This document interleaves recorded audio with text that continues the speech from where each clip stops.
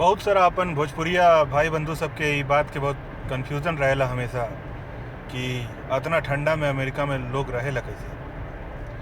तो ई वीडियो में खाली हम ये दिखाओ तनी कि परसों एजा बहुत स्नो बहुत बर्फ़ गिरल रहे और वो बर्फ़ कैसे जाम गईल बा रोड के किनारे, और जामे के बाद रोड कैसे साफ बा, ट्रैफिक कैसे नॉर्मल चलता और ज़िंदगी कैसे अपन वापस से पटरी पर लौट गईल बा। ऐसे जब बर्फ़ गिरत रहे तबहू हम बाहर खाए गए रहनी है, तो ऐसा कोनो बात नहीं किए जब बर्फ़ से कुछ ना होला। आदमी कैसे न कैसे अपन रहे के व्यवस्था करिए लेवेला।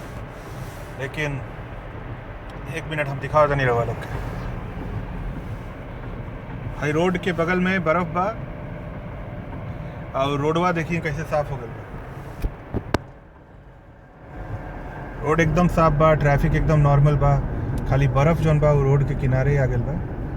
और वो बर्फ़ तो वैसे भी साफ़ करे के कोनो मतलब नहीं है, लेकिन रोड एकदम से साफ़ और चिकन हो गल बा।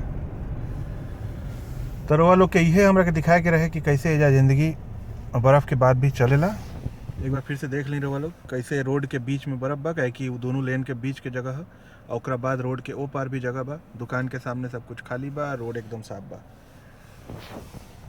चलिए अगला वीडियो में फिर मिलें।